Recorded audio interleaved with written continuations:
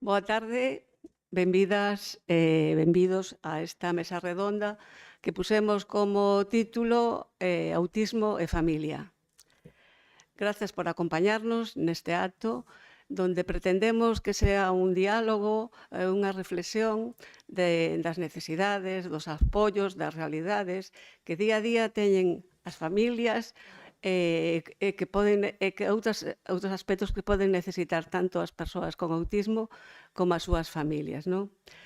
Esta charla ou esta mesa redonda encuádrase nas terceiras xornadas de Falando de Saúde, que xa hai 3 anos que se ven organizando aquí en Cangas por diferentes asociacións e que contamos indudablemente co apoio unánime do Concello de Cangas, non? E para falar deste tema, contamos con dúas profesionais con amplia experiencia. Claudia María González Martínez, coordinadora do Servicio de Atención Temperá de Cangas. Gracias por vir, Claudia. Gracias. E Macarena Blanco Delgado, da Atención Temperá da Fundación Menela de Vigo. Tamén gracias por estar aquí, que sei que ven de unhas jornadas de Santiago e ese sacrificio personal hai que agradecerlo. Para falar, a dinámica do acto vai ser moi sinxela. Vamos a facer un número de cuestións que lle vou a plantexar ás relatoras, as mesmas cuestións, elas van a contestar, van a intervir contestando estas cuestións. Logo tamén poden facer un diálogo entre os dous, se queredes. Logo, a continuación, abriríamos o tema a que vosotros plantexedes as cuestións que consideredes, vale? Entonces, as primeiras cuestións que vos vou a lanzar van a ser fixen 3 grupos e vamos a empezar propoñendo as seguintes cuestións. Primeira, que necesidades detectades con máis frecuencias das familias?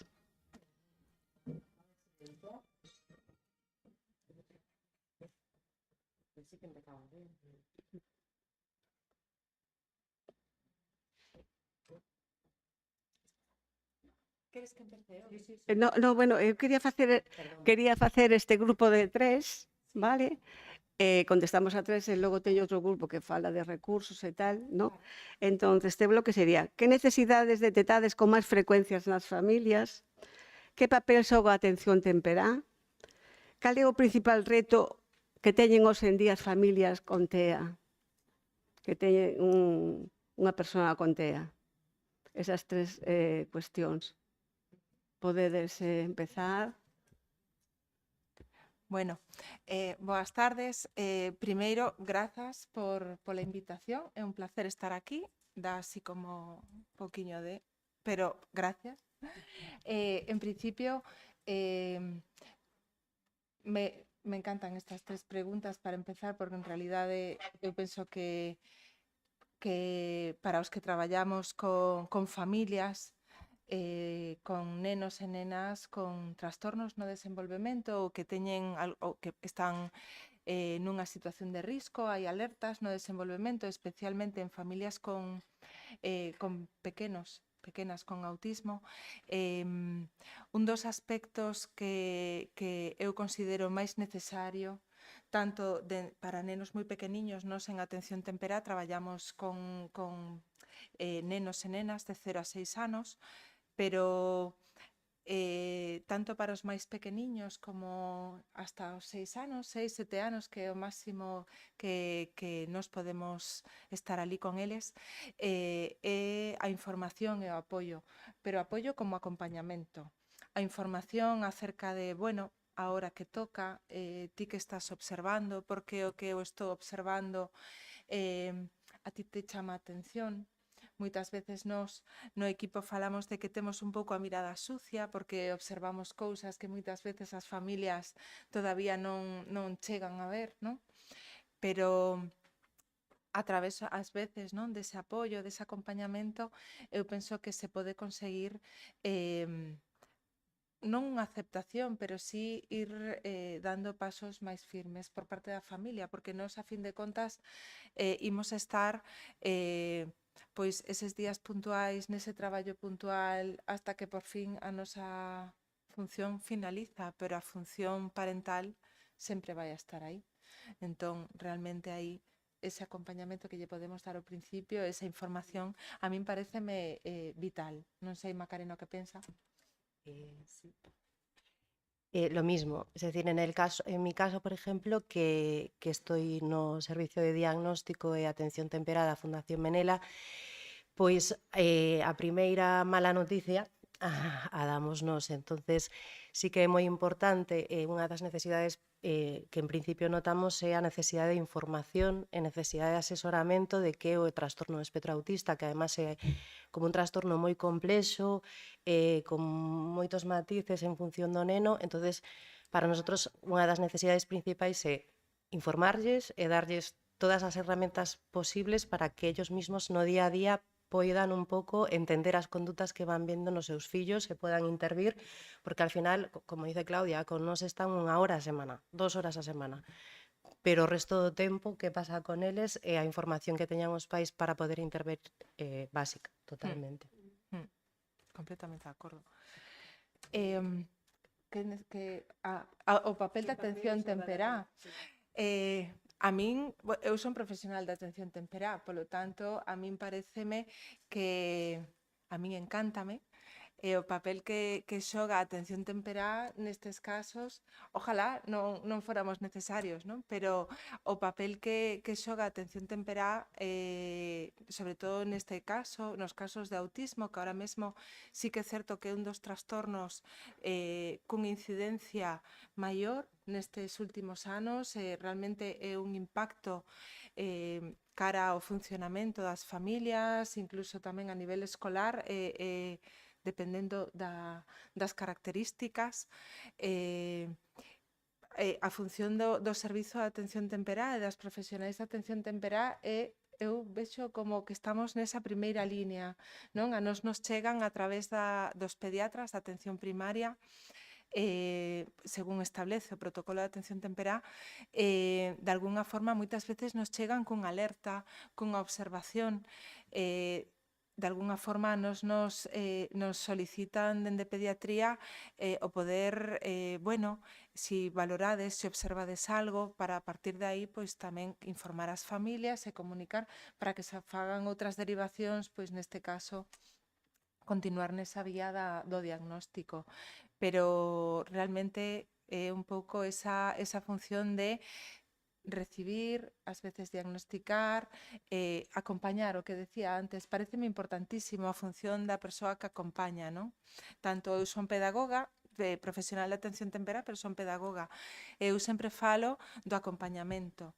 Hai que acompañar os nenos, hai que acompañar as familias, me parece tan importante, non, sobre todo nesta era das pantallas, que todo está aquí e todo parece que vivimos todo en soidade.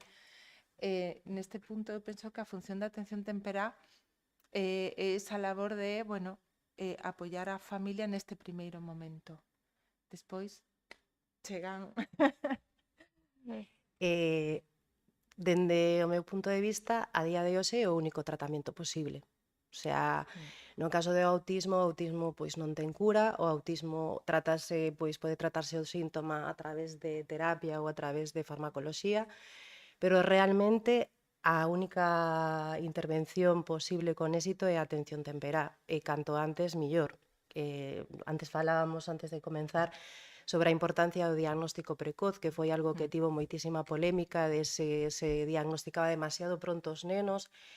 Eu estou a favor, porque normalmente cando chegan casos moi pequeniños de 18 meses ou 24 meses, estamos falando, sae moi claro, e o empezar a intervir nese momento é clave, porque o desarrollo despois non ten nada que ver en moitos casos. Vai depender de moitas cosas, de se ten discapacidade intelectual ou outro tipo de afectación xenética, pero esa intervención nos 6 primeiros anos de vida é o que pode cambiar o desarrollo total da vida do rapaz e da familia. Con lo cual, eu penso que é o único tratamento, e despois nos vas a preguntar, pero É unha pena que non sea máis intenso, máis gratuito e máis accesible para todas as familias, porque realmente é o que poden facer neste momento.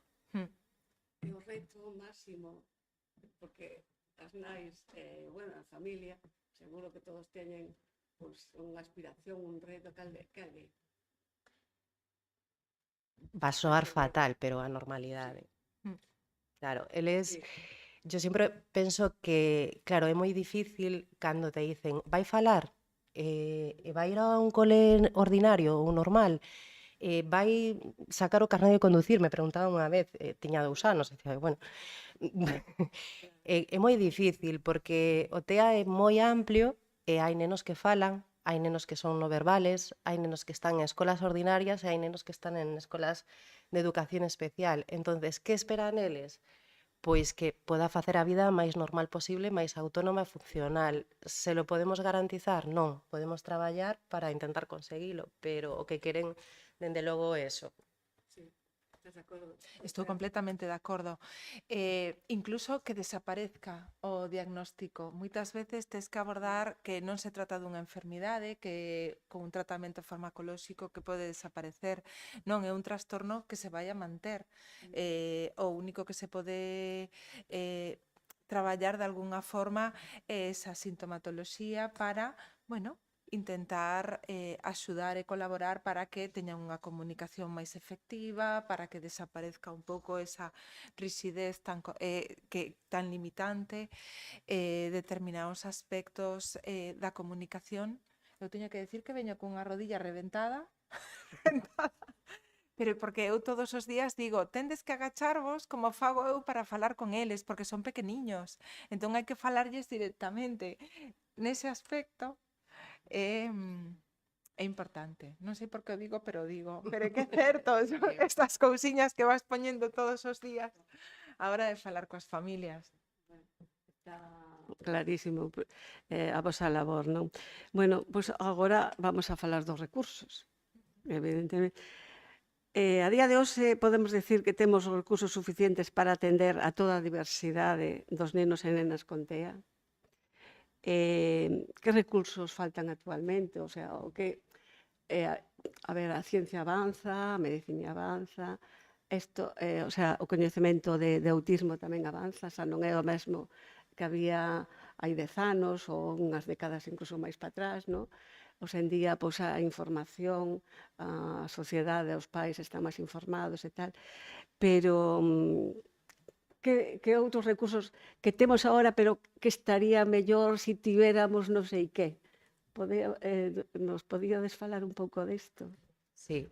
Yo, por exemplo, claro, traballo nunha entidade privada, non? Que é Fundación Menela, e os nosos servicios son privados. Os nosos servicios de terapia son privados e os nosos servicios de diagnóstico son privados.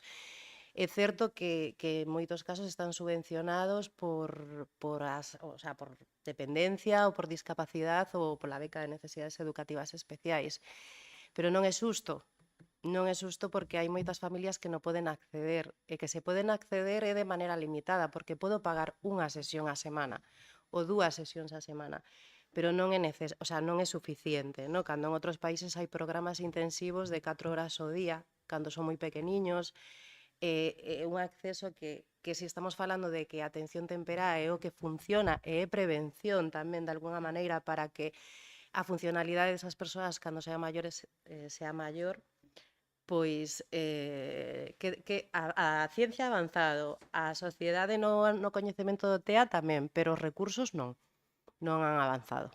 Es decir, o diagnóstico sigue sendo moi precario por parte dos Sergas porque non teñen tempo, en moitos casos o TEA é evidente, pero noutros moitos non, e non hai ese tempo para adicarlle os casos e poder valorar correctamente, e a atención temperá, pois vemos de dos sectores moi diferentes, o meu é privado, é especializado en TEA, e o dela é público, é aberto a todos os casos, pero penso que debería haber moitísimos máis recursos nas dúas áreas. E xa non entramos en temas de educación, que eso xa é outro problema importante, que é a falta de recursos no sistema educativo.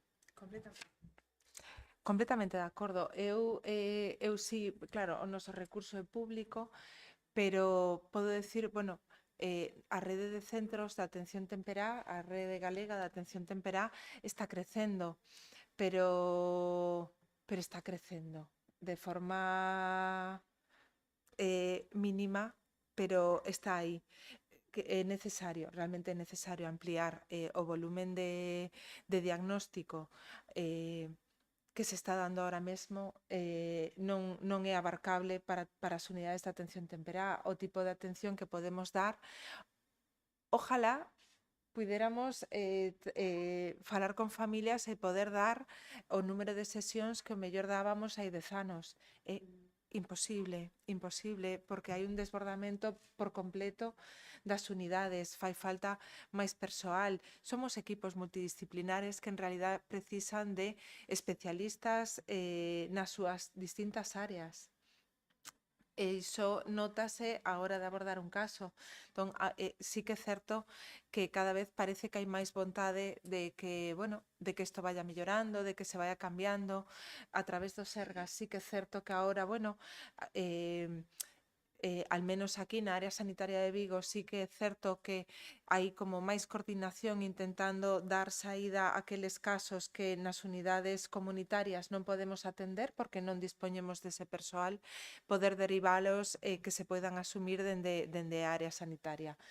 Pero penso que é insuficiente. Realmente o volumen de demanda cada vez é maior e a capacidade dos servizos públicos, en principio, é limitado. Comparto con Macarena o tema de que é unha lástima que en educación non se acompañe a necesidade. Penso que hai máis casos, o mellor, nos primeiros anos, en 3, 4 casos graves, que o mellor en sexto de primaria, primeiro da ESO, é a impresión que eu teño, pero tamén é certo que eu traballo nese grupo de poboación.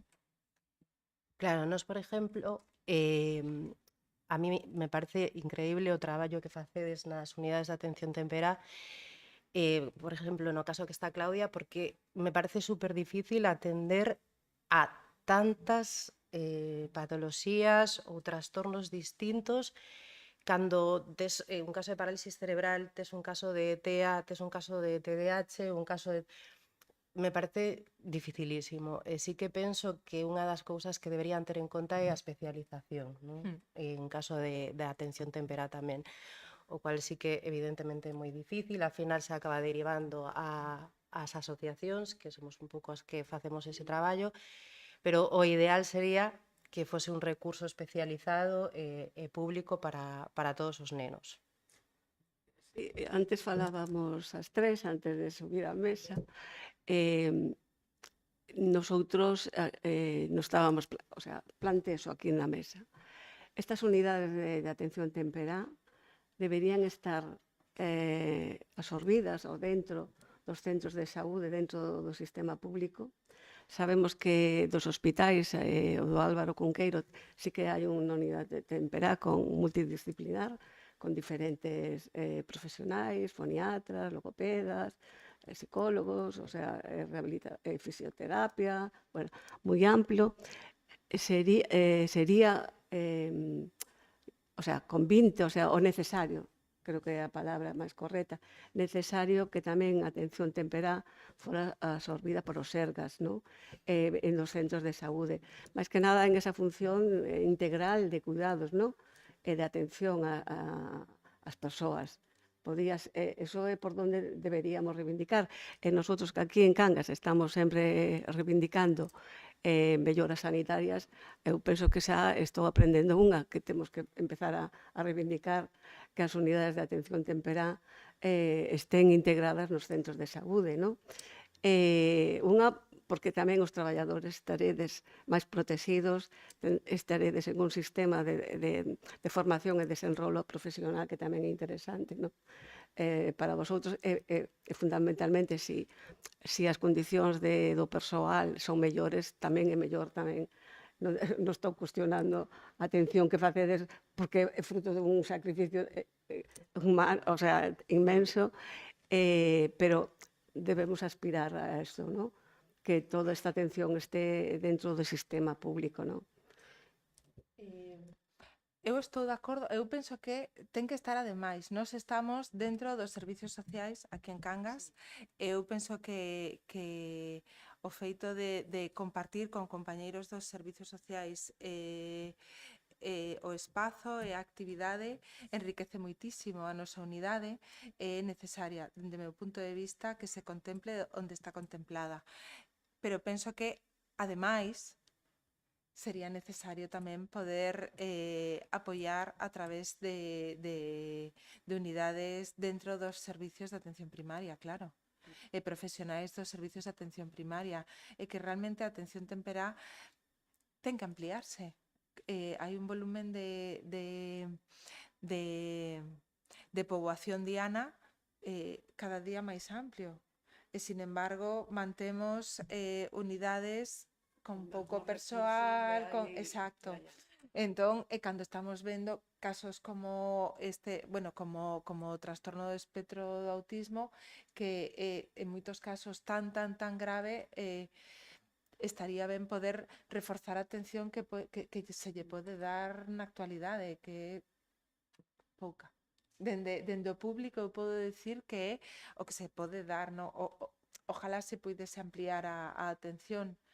Pero, bueno, tamén é certo que cada vez, falábamos antes, nos traballamos esas horas e realmente o gran apoio é a familia. Os programas de intervención centrados na familia realmente teñen que ser así, porque é donde no entorno doméstico onde se poden traballar cousas que a nivel no noso centro, por exemplo, non se poden traballar determinadas cuestións que teñen que ver co sono, coa alimentación, con hábitos de autonomía, que o mellor sí que se poden traballar dende a casa, co acompañamento, co apoio, coa información. Entón, bueno, eu... No meu caso sí que quería decir que dende o meu punto de vista, sen dúbida, sí, debería formar parte da atención primaria, porque al final é unha cuestión de saúde, é unha cuestión preventiva no sentido de poder considerar unha mellora para os usuarios dos servicios. E además penso que, en base ao que está dicindo Claudia, tería unha visión máis integral, porque hai moitas afectacións, moitas comorbilidades de sono, de alimentación, de outro tipo de trastornos de saúde mental que tendríamos unha visión máis global, alimenticios. Completamente de acordo. Eu realmente o protocolo de atención temperá como está, tal e como está elaborado, como está redactado, penso que agora hai unha vontade de ir modificando algúns aspectos do protocolo, pero sí que establece un sistema de coordinación que é importantísimo, que é vital para poder garantir de alguna forma que esa comunicación constante coas unidades de pediatría, neuropediatría, médicos rehabilitadores, con servicios sociais, con centros educativos, sexa efectiva e real. Pero claro, todo vai despacio. Bueno, e ahora xa ao último bloque, que sería, que consello lle daríades a unha familia tras un diagnóstico e como valorades o papel das asociacións? Pois eu daríalle o peor dos consellos en el sentido de que diría calma. Calma en el sentido de que necesitan procesar o diagnóstico, necesitan informarse. Calma no sentido de hai unha ansiedade ao principio de querer abordar todo como é lóxico, pero necesitan tamén como colocar as cousas. Entonces, nese primeiro momento, o mellor que poden facer é deixarse aconsellar por especialistas e deixarse acompañar hasta que eles teñan as ferramentas, o coñecemento e un pouco o saber que necesitan para poder traballar. Que pasa que cando lle dices a unha familia calma, por outro lado estás dicindo tes que intervenir xa, tes que poñerte a traballar xa, para elas é complicado. Un pouco eso, traballo inmediato, traballo canto antes millor e canto máis millor. O papel das asociacións? Pois no meu caso, a ver, o que vemos é que realmente nosotros... O sea, de Menelas a sabemos todo, o sea, Si a temos que valorar, valoramos altísimamente. Pero me refiro a este tipo de agrupacións de pais que se agrupan, que o fan con todo o amor do mundo de poderse apoyar ou así, isto funciona. Sí, O sea, mellor non son todas iguales, pero buscan un apoio, ¿no? de apoyarse uns a outros, que fan ese papel de apoio entre eles. claro, eu penso que sí, que al final hai moitos recursos e moitas asociacións grandes como é a Fundación Menela que xorden das necesidades das familias e desa unión das familias.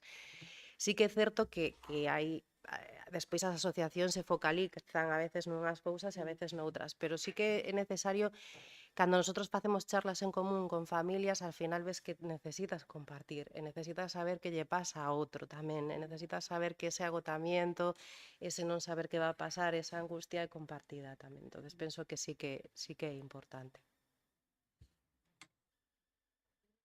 Con respecto o tema do diagnóstico, eu non estou nunha unidade de diagnóstico, eu normalmente sí que eu non teño o problema que ten Macarena. Pero sí que é certo que estamos un pouco aí e nós despois empezamos a trasladar, bueno, o mellor estaría ben derivar o pediatra ou falar con outro profesional, o mellor do ámbito sanitario, algún especialista que empece a valorar o que estamos observando, a ver que comparten e a partir de aí se inicia o diagnóstico. A min o proceso diagnóstico pareceme durísimo. Eu o que sempre lle digo a todos non é tanto un consello como simplemente poñer sobre a mesa que o pequeno ou a pequena non cambiou. Quero dicir, é o mesmo neno que sae da consulta, é o mesmo neno que entrou na consulta. Entón, a ollos de todos, en principio é o mesmo neno, que cambia a nosa perspectiva con respecto ao que podemos facer, o que lle está pasando, empeza a ter unha resposta, non? Pero, como di Macarena, con calma, pero para empezar a construir. Pareceme importante. Sobre o papel das asociacións, de que as familias poidan falar, a min pareceme importantísimo a labor, o acompañamento ao longo de toda a vida, porque sí que é certo que nós temos o hándicap de que o noso traballo finaliza con 6, 7 anos, son moi pequeniños, pero a labor das asociacións que traballan ao longo de toda a vida é increíble. Pero despois esa iniciativa das familias de poder agruparse, poder compartir, poder falar, a min pareceme tamén moi importante. É necesario que entre eles tamén é unha forma como de masticar. É unha situación que, non sei, moitas veces que di, es que se me hace bola. Es que es cierto, es que se me hace bola, ¿no? Entonces necesito un pouco que alguien me acompañe en esta visión de qué está pasando aquí, ¿no? Y saber que hay más gente que lo comparte. Sí. Hai familias que su día a día é moi duro. O sea, cando falamos de casos de un grado 3 ou de moita afectación de TEA, a veces hai moitísimos problemas conductuales, a veces condiciona a dinámica familiar en todos os aspectos, entonces ao final para a familia hai familias que están esgotadas e que o día a día faise durísimo. Entonces o feito de poder compartilo, bueno, desahogarte o que compartir o día a día creo que sí que é importante.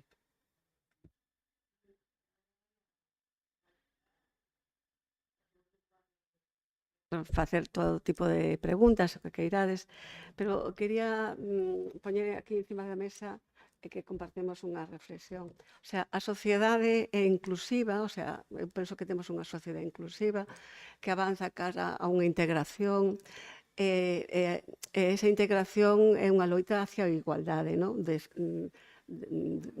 diversos colectivos. Notades que co colectivo de autismo realmente teñen unha integración óptima da sociedade?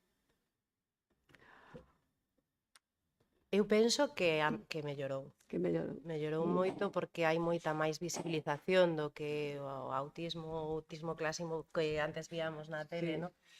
Hai máis conciencia, hai máis coñecemento, pero penso que queda moito todavía. Moito nos coles, segue habendo moitísimo bullying, segue habendo moitísimo rechazo por parte dos outros nenos.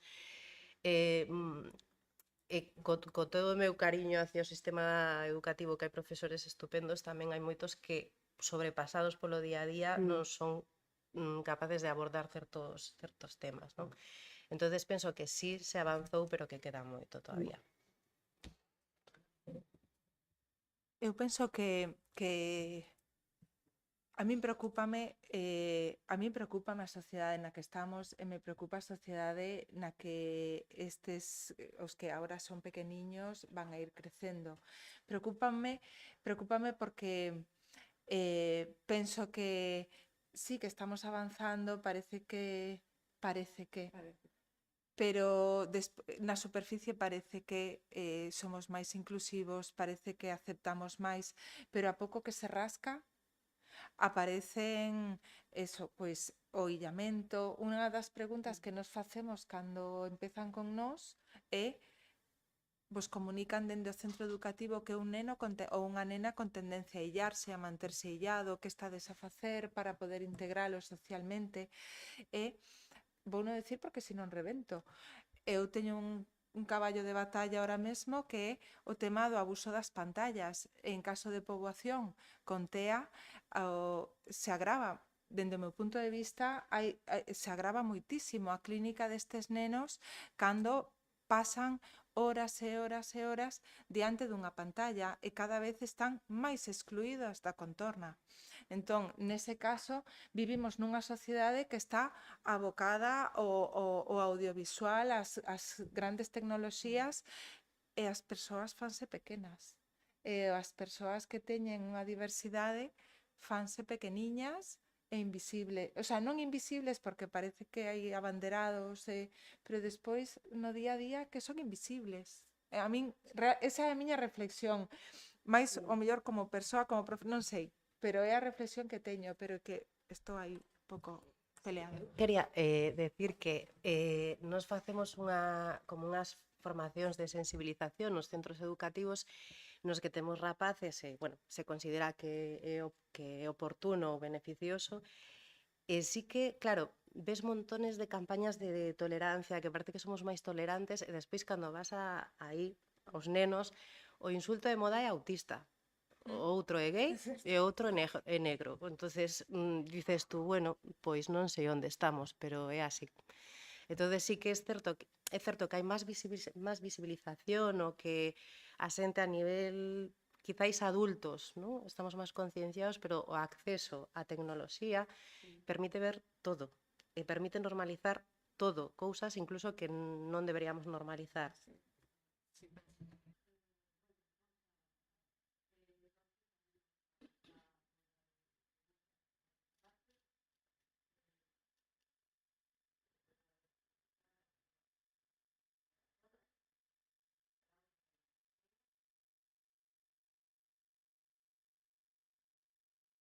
Mira, eu é a primeira vez que veño a isto. Porque teño unha neta que filla dela, pero está máis comigo que con ela, non ten nada que ver. E descubrir, ela que leva moitos anos mal, con ansiedade, con depresión, entón ela traballa, pero bueno, traballa. Entón, ela que se poña ben, porque cando lle dá ese ataque de depresión, é un pouco, ou che toma pastillas, colles pastillas e toma, cando lle dá nada por nada, porque ao mellor lle viñes por aí, ten 17 anos, que non é unha nena. Ou lle dices unha cousa, isto non está ben, ou hai que facer isto, hai que facer outro. Entón, aí nublase, entón é capaz de facer calquer cousa. E agora foi, non sei se foi, ela agora vive en Vigo, a un psicanalista ou un psicólogo, son un gabinete destes en Vigo, e detectaronlle tamén rasgos de autismo. Non é que teña, pero algo ten. Entón, eu que me mirei, eu vou a mirar a ver se nos poden dar a dicirnos algo, non sei como explicar. É moi ben explicado. Pois mira, falaba con Claudia antes de comenzar que O sea, dunha temporada para aquí temos moitísimos casos como que estás a comentar, que son chicas que, bueno, llegan a unha idade que ven, pois, o comenzar a ESO, o comenzar bachillerato,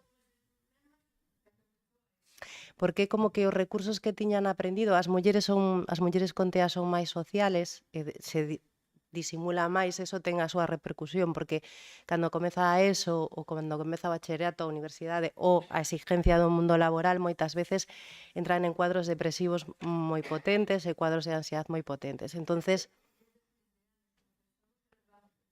sí, sí. Entonces, precisamente dan moitas voltas, a sintomatoloxía que se ve é a sintomatoloxía de ansiedade e de depresión, os tratamentos van por aí, entón, o que os podo decir é que hayan detectado autismo é unha boa noticia, no sentido de que ten un mapa para traballar agora. Claro, dille que está mal diagnosticada. Mal diagnosticada de TEA. De antes, claro. Claro, a depresión está e a ansiedade está, pero son consecuencia do autismo realmente, non? Da falta de habilidades e recursos para enfrentar o día. Eu sempre dixen, aquí algo, a mí non me concordo moitas cousas. Xa. Entón, o que sí, nosotros temos agora dende fai 3 meses unha unidade de terapéutica para adultos con TEA debido á necesidade que había, ¿no? De TEA grado 1, etcétera. E creo que al final que hayan conseguido darlle o diagnóstico é algo bo, porque al final ten un mapa do que lle pasa e ten un mapa de por onde pode ir. A depresión está? Sí. Hai que tratala? Sí. A ansiedade tamén, pero que ela poda gañar recursos para poder afrontar o día a día é o que realmente vai na axudar moito. E sufren moito, sufren moitísimo. Moito. Elas moito, sí. Sí. Sí.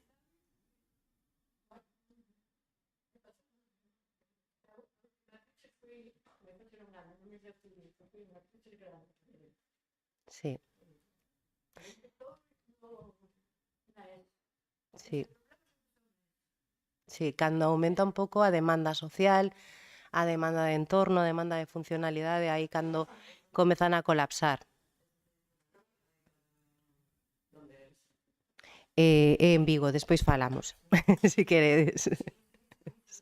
Pero bueno, que o veades como algo bo, porque senón sempre estarán a tratar o síntoma depresivo, evidentemente o TEA é para toda a vida, pero o marxen de mellora tamén existe, é importante.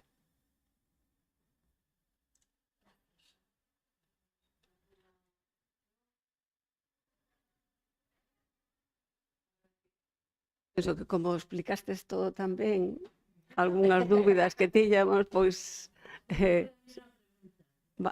venga, Maite. Mira, como equipo, en relación ao equipo de atención tempera, tendes algún tipo de coordinación ou relación establecida a modo protocolo coas escolas no tramo ese tan importante de educación infantil? Porque eu recordando, son profe xubilada, pero eu recordando cantidad de veces en ese tramo de edade de 3 a 6 anos éramos nós quen detectábamos daquelas. Entón, ahora mismo, como entablades a comunicación de cara á detección precoz cos centros educativos na etapa de 3 a 6 de educación infantil?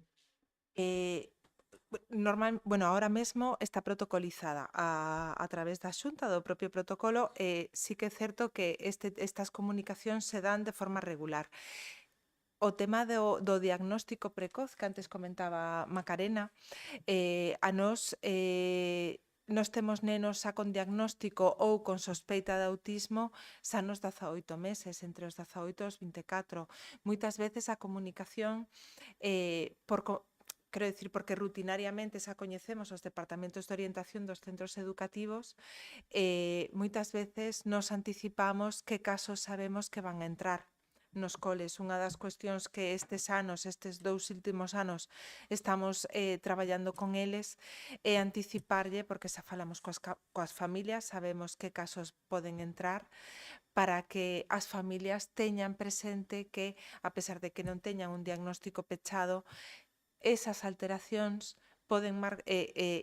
implican que poidan marcar esa casilla de necesidades específicas de apoio ou necesidades educativas especiais, para que se teña en conta un reforzo a nivel educativo, porque antes falábamos de que pena que en educación, claro, porque parece que os apoios se quedan escasos.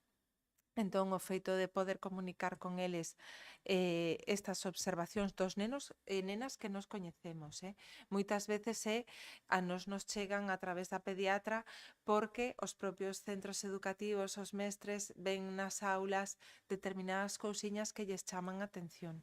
Entón, a nos están chegando moitas veces tamén a través desa vía. Outras veces das escolas infantís tamén, de 0 a 3. Sí, tamén nos chegan, pero é unha pena, porque cada vez sí que é certo que se ven antes as cousas. Quero decir, no caso do autismo, eu lembro unha formación de aí uns anos e nos plantexaban, era en concreto do País Vasco, e nos estaban dicindo que eles xa tiñan o diagnóstico, prácticamente se pechaba con 2 anos, con 24 meses. Eu pensaba, que barbaridade. Pero resulta que ahora aquí tamén. Ahora estamos nos 24 e nos 18 meses, con cuadros bastante graves, como comentaba Macarena. Entón, esa observación das escolas infantís é crucial. Sí. De hecho, les han dado bastante peso, cuando se les tramita la discapacidad, nos piden el informe psicopedagógico de cada familia. Eso es fundamental presentar. Alguna pregunta máis? Bueno, entón, vamos a pedir outra cousa máis. Podedes facer unha breve reflexión e unha mensaxe para as familias?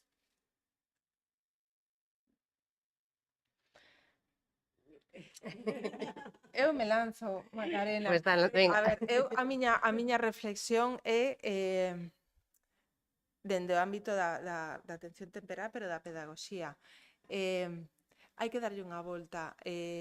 Eu entendo que o proceso diagnóstico é durísimo e a realidade e o impacto que moitas veces estes determinados cuadros con esta clínica tan complicada generan unha ansiedade, unha tensión a nivel familiar e a nivel social brutal.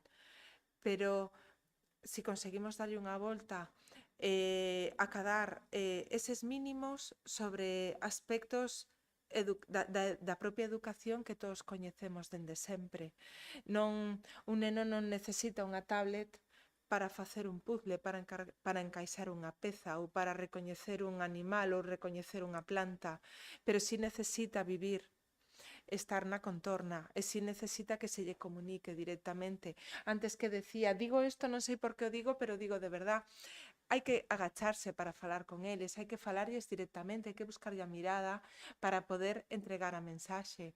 Pero parece que agora, no mundo en que vivimos, en que socialmente xa non está mal visto que ti estés falando cunha persona que está mirando para unha pantalla, os nenos se están perdendo unha comunicación efectiva. E o autismo, partimos da base de que é unha alteración da comunicación social e da reciprocidade na comunicación. Polo tanto, os estamos excluindo dun entorno social necesario. Entón, tanto a nivel familiar como a nivel social, hai que retomar o de sempre. A persoa que ven a un neno pequeno, que cando ve un neno pequeno ou unha neniña pequena, se acerca para falar con el, para voute robar o chupete, eso é super chulo. Parece que vai a desaparecer. Non pode desaparecer. Todo ese tipo de cousas non poden desaparecer. Falar con eles, intentar compartir, acompañar. Non podo deixar un peque aparcado diante dunha tele mirando, sabe Dios que cousa. Non, podo acompañalo, explicarlle, pero tamén o podo sacar a outra contorna e facer outro tipo de xogos, outro tipo de actividades. A min pareceme básico, porque dende o meu punto de vista, son cousas que se están quedando atrás. Hai uns meses dibuixei un avión, un aviador destos, de tirar que vas saltando de toda a vida. Que non sabía ninguén das familias coas que traballaba que era iso, e como se xogaba iso. Entón eu quedei de pedra, pois agora se vai a quedar aí. Non o quero sacar. É importante, pareceme importante que os nenos disfruten dunha infancia disfruten da comunicación entre as persoas. Non pode desaparecer. Eso é a miña reflexión, así como moi a lo bruto. Pois, además, esa reflexión debería ser para todos os nenos en xeral, porque despois atopamos nenos que non son resolutivos, que non saben facer cousas que a priori, non sei, aprendes na rúa ou con outros nenos ou tal. E de cara ás familias de nenos con autismo, eu lle diría que dá moito medo, evidentemente é unha cousa que dá moito medo, sobre todo ao principio, e que aunque aínda que en recursos pois non se ha avanzado o que se debería, si se ha avanzado moito en coñecemento e se ha avanzado moito en investigación. E iso repercute positivamente na mellora dos rapaces, na mellora das persoas con TEA e nas intervencións que se fan con eles. Entonces, aunque dá medo, aunque un principio é esa ansiedade de non saber que vai a pasar, porque nadie pode decirlles que va a pasar, sí que hai unha parte positiva de que o coñecemento e a investigación son maiores e iso repercute na intervención directa cos nenos. Bueno, moi ben. Eu vou facer querías preguntar algo?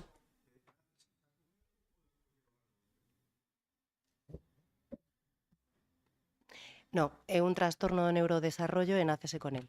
Outra cousa é que se diagnostique máis tarde. Vale?